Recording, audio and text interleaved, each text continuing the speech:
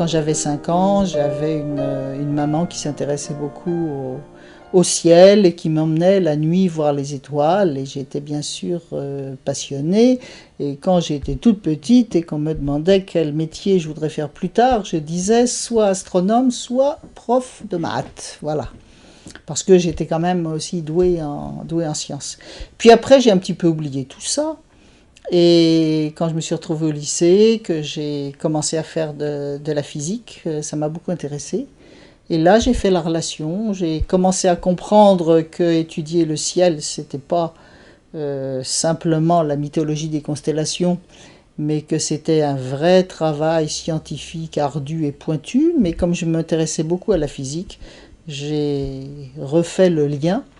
Et quand j'ai eu besoin d'une spécialisation à la fin de mes études secondaires, évidemment j'ai choisi l'astrophysique. Ma thèse de troisième cycle, je l'ai faite avec Hubert Reeves comme directeur de thèse, et ma thèse d'état avec Evry Schatzman, qui est maintenant décédé et qui était un très grand astrophysicien.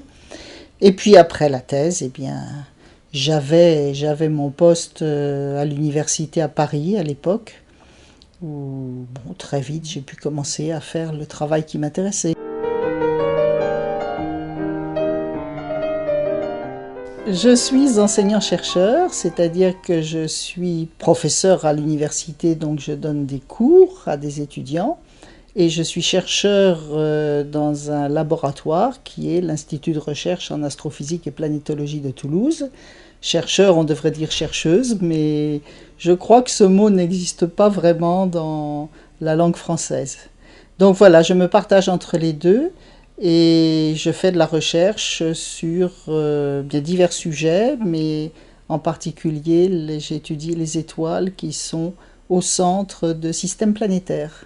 Puisque vous savez qu'on a découvert beaucoup de planètes autour d'autres étoiles que le Soleil. Et mon travail précis actuellement, c'est d'étudier les étoiles qui ont des planètes autour.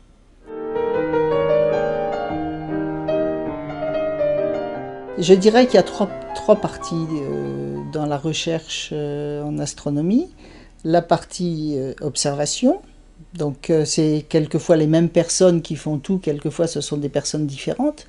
Donc la partie observation qui consiste vraiment à observer le ciel dans un observatoire et aussi à étudier, essayer de ce qu'on appelle dépouiller, c'est-à-dire à partir des données brutes, obtenir quelque chose d'utilisable. Donc ça c'est la première étape.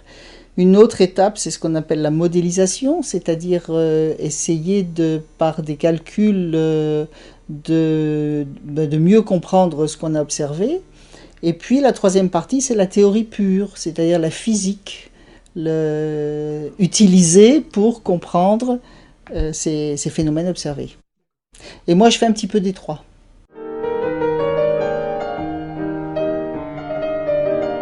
Je crois que Toulouse est considérée comme la capitale de l'espace, non seulement en France, non seulement en Europe, mais elle est reconnue même d'une manière internationale. Très sincèrement, je crois que depuis quelques dizaines d'années, la région Midi-Pyrénées est devenue très en pointe pour la science dans toutes sortes de domaines différents.